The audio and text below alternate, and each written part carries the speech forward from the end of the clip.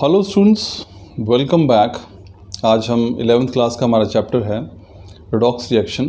उसका एक बहुत ही इम्पॉर्टेंट टॉपिक जो है वो स्टडी करने जा रहे हैं। तो केमिस्ट्री का जो चैप्टर है रेडॉक्स रिएक्शन, इसका एक इम्पॉर्टेंट टॉपिक हम डिस्कस करेंगे, वो है method to calculate oxidation number.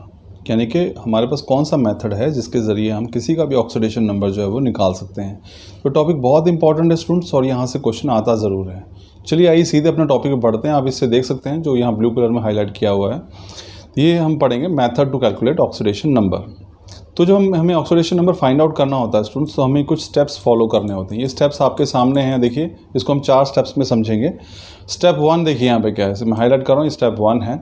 So this is basically हम क्या करते हैं, assume the oxidation number of the atom to be X which you need to calculate. तो हमारे पास कोई भी एक एग्जाम्पल हो सकता है। आप यहाँ नीचे देख सकते हैं, यहाँ पे ये H2SO4 एग्जाम्पल लिया हुआ है। तो यहाँ पे हमारे पास क्या है, सपोज करो H2SO4 है, और हम यहाँ इस पूरे कंपाउंड के अंदर सल्फ़र का ऑक्सीडेशन नंबर जो है फाइंड आउट करना चाहते हैं। तो चूँकि हम H और O के बारे में हमें जानकारी है और हम S के लिए फाइंड आउट करना चाहते हैं, तो हम इस जिसका ऑक्सीडेशन नंबर पता करना चाहते हैं ना, उसको हम क्या मान लेते हैं, उसके ऑक्सीडेशन नंबर को X।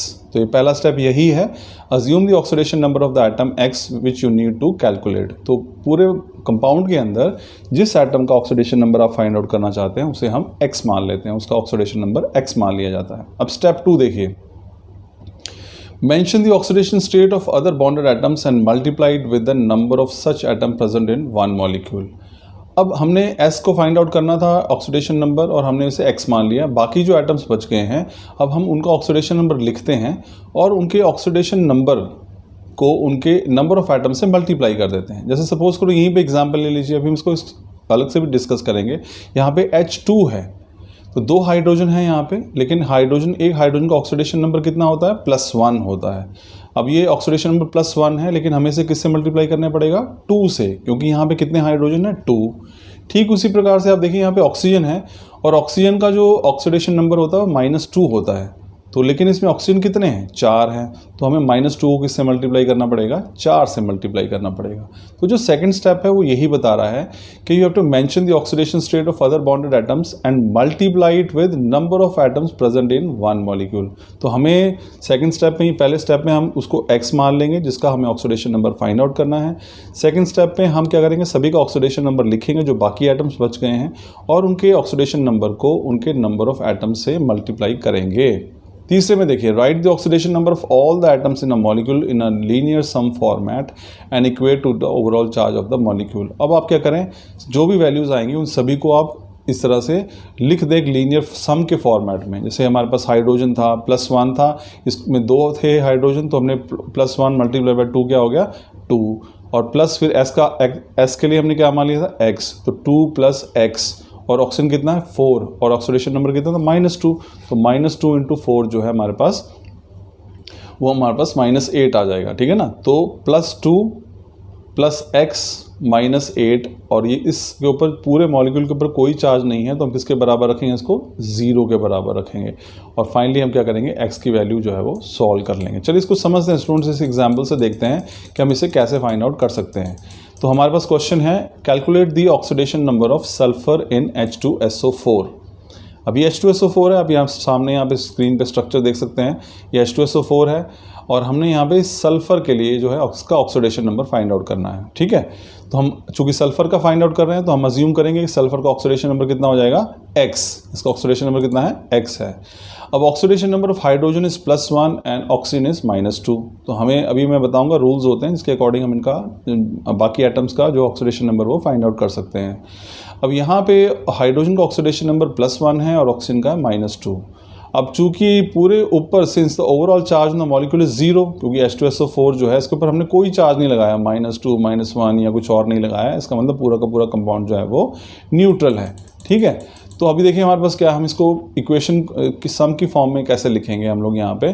तो पहले हम देखिए इसका चार्ज जो है, अब यहाँ पे हमने 2 हाइड्रोजन थे, इस लाइन को देखिए, अब इसको समझिए कि हमने ये कहाँ से आया है। ये हमारे पास सबसे पहले स्टेप की बात करते हैं इसकी, ये 2 हमने कैसे लिखा है, 2 मल्टीप्लाइड बाय +1 क्यों किया है, 2 इसलिए किया है क्योंकि H2SO4 के अंदर 2 हाइड्रोजन है, तो H2 पहले हमने लिया है, 2 हाइड्रोजन है तो 2 यहाँ पे रखा है, और +1 क्यों रखा है, क्योंकि इसका ऑक्सीडेशन नंबर कितना हाइड्रोजन का, +1 होता है। ठीक है, तो ये हो गया हमारे पास पहला H2 के लिए, जहाँ पे 2 हाइड्रोजन का नंबर है और +1 जो है इसका ऑक्सीडेशन नंबर है, तो 2 मल्टीप्लाइड बाय +1। नेक्स्ट हमारे पास है, हमने क्या किया, +X हमने किसको रखा है, H2S। S यानी कि सल्फर हमने बताया था कि जिसका ऑक्सीडेशन नंबर हम फाइंड आउट करना चाह रहे हैं उसको हम X मान लेते हैं। ठीक है ना। उसके बाद हमारे पास आता है तीसरा, भी देखिए यहाँ पे ये हमने जो रखा है, ये दिस इज 4 - 2। अब 4 क्यों रखा है, क्योंकि आगे आगे बच गया हमारे पास O4, H2 हो गया, S हो गया, O4 बच गया है, तो ऑक्सीजन 4 है तो इसलिए हमने 4 रखा है यहाँ पे। और एक ऑक्सीजन का जो हमारे पास ऑक्सीडेशन नंबर है -2 है, तो 4 × -2। और ये अब हम लास्ट में समझेंगे कि इसको 0 के बराबर क्यों रखा है, क्योंकि पूरे मॉलिक्यूल ये जो H2SO4 है इसके ऊपर हमारे पास चार्ज कितना है, इसके ऊपर कुल कोई भी चार्ज नहीं है, चार्ज 0 है, इसलिए इसको सभी को 0 के बराबर रख दिया है। तो इक्वेशन आ गई है हमारे पास 2 + X - 8 = 0। ये आप देख सकते हैं चौथे स्टेप में इक्वेशन आ गई है। अब हमने कुछ नहीं करना, x को सॉल्व करना है x के लिए। तो x आप देखेंगे यहाँ पे x जो है that comes out to be +6। तो इसका मतलब x किसके लिए माना था हमने, सल्फर के लिए। इसका मतलब जो ऑक्सीडेशन नंबर है of sulphur in H2SO4 is 6। तो ये स्टूडेंट आपके पास एग्जाम्पल था कि किस प्रकार से हम लोग जो है ऑक्सीडेशन नंबर फाइंड आउट करते हैं किसी भी एटम का किसी कंपाउंड के अंदर। तो पहला स्टेप है जिसका ऑक्सीडेशन नंबर फाइंड आउट करना है उसे x मान लीजिए, बाकियों के ऑक्सीडेशन नंबर लिखिए और उनके एटम्स की संख्या से उसको मल्टीप्लाई कर दीजिए, पूरी इक्वेशन को सम की फॉर्म में लिख दीजिए और उसको चार्ज के बराबर इक्वेट कर दीजिए। चार्ज अगर 0 है तो इक्वल टू 0 कर दीजिए। लाइकवाइज हम आगे देखेंगे चार्ज जो है अगर -2 है तो -2 के बराबर रख दिया जाता है। इस प्रकार से हम लोग जो है पूरी इक्वेशन को वैल्यूज़ डालकर और फिर x के लिए हम इसकी वैल्यू फाइंड आउट कर लेते हैं। तो आई एम श्योर स्टूडेंट्स से आपको समझ में आया होगा कि how to find out the oxidation number of an atom in a compound. Thank you.